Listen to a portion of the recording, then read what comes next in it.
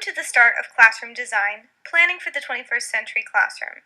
I will be here to guide you on your journey through this course.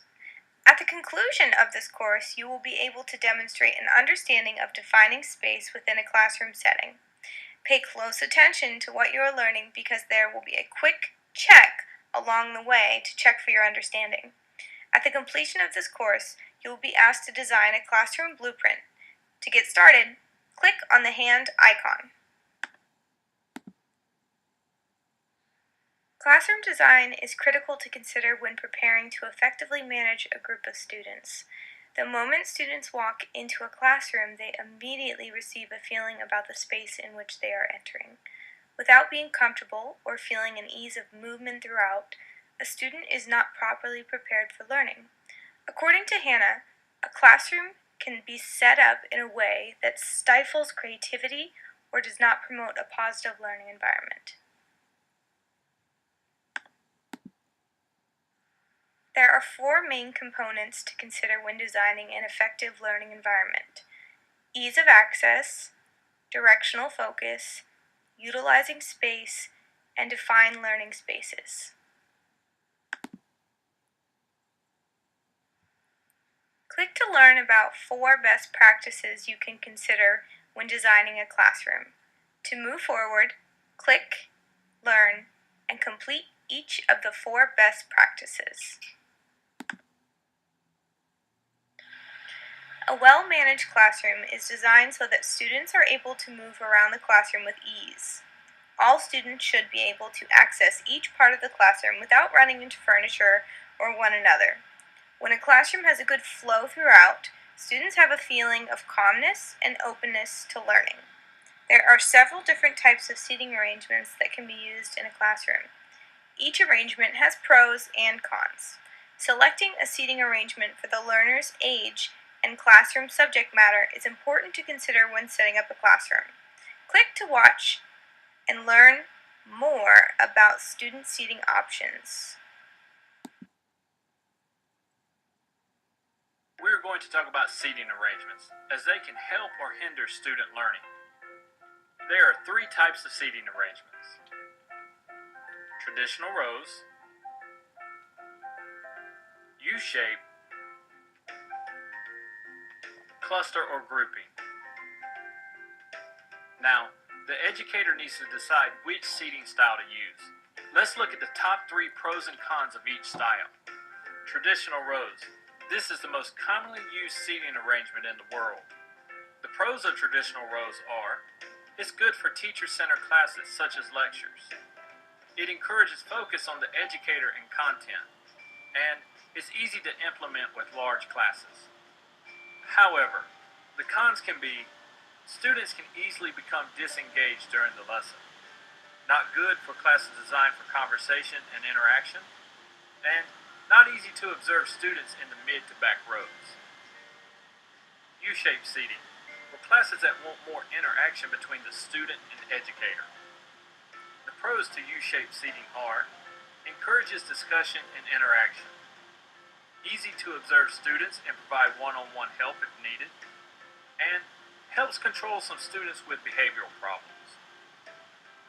The cons are: shy students may feel anxiety being part of one large group.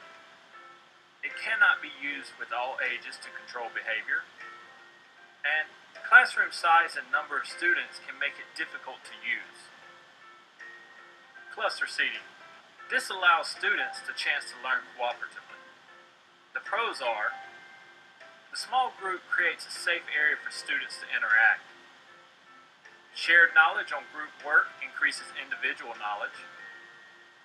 And the educator can easily assess students or monitor student work.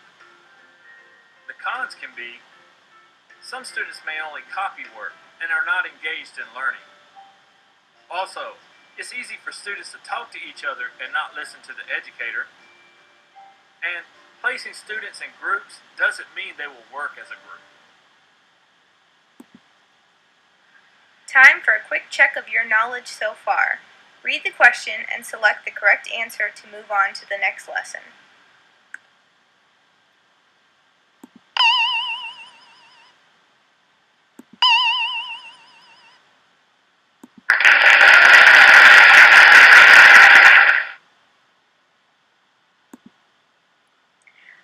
the student desk arrangement, it is also important to consider the directional focus of the classroom furniture.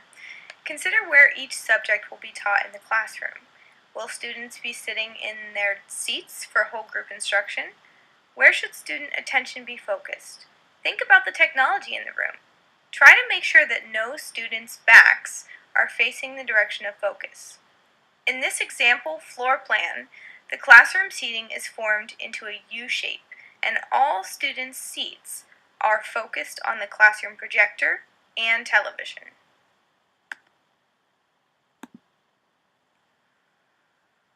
The next series of floor plans will show how desks can be arranged in different ways to promote different types of learning. Here, students are separated and facing one direction in traditional rows.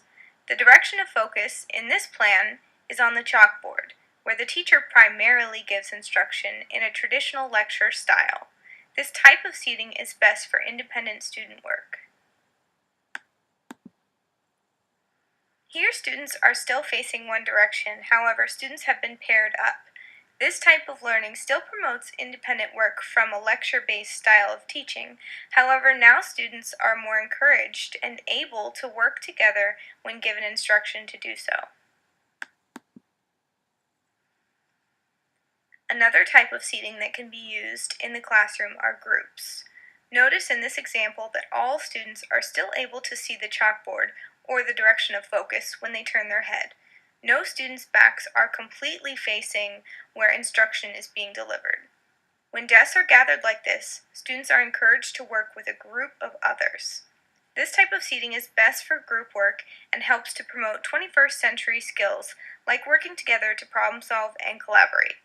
This is not the only way to group students to promote group work, but this is just one example that still allows students to keep a directional focus. Similar to the U-shaped seating that was shown in the video, this type of desk arrangement is best for having whole group discussion. This type of seating can be helpful to use if there's a student with behavioral issues, because the teacher is able to get to each student easily to provide reminders and feedback. Students can still work together to solve problems, but all students face one another to promote whole group learning. Here is another example of discussion seating. This is a style of seating to try only if the classroom size and number of students allows for it. Space is needed for this type of seating.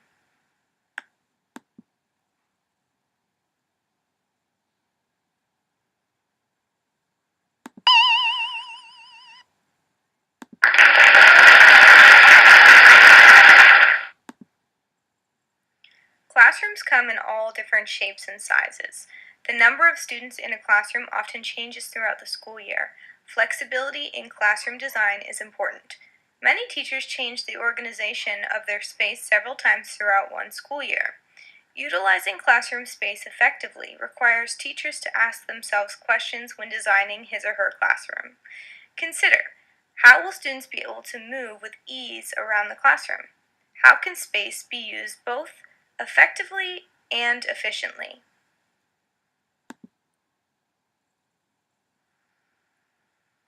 Look at this classroom, for example.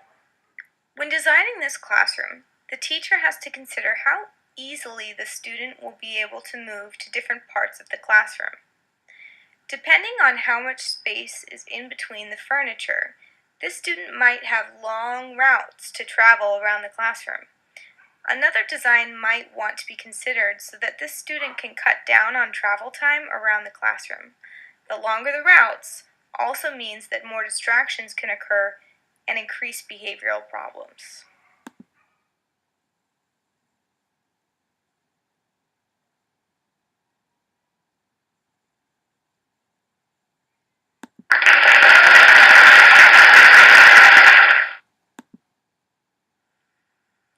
Teachers must take into account how different areas of the room can be used for differentiated types of learning.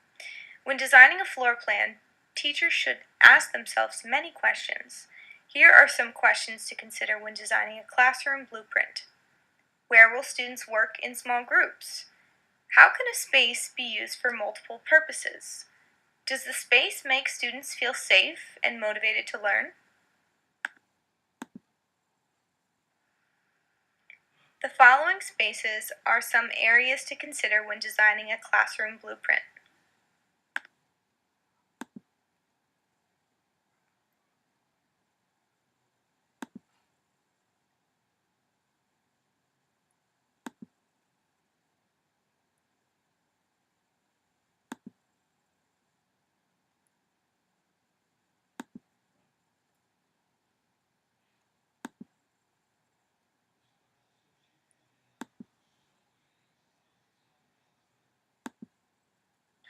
Keep in mind, all classrooms are different sizes, shapes, and come with unforeseen furniture.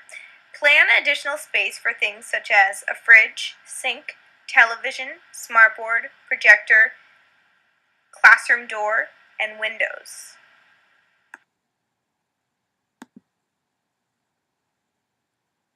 At this point, the student would then click to download the rubric, which is right here, the PDF. Then they can select the www link to get to where they are able to design a classroom to show what they've learned. And then they would submit their final design to be evaluated by their supervisor. So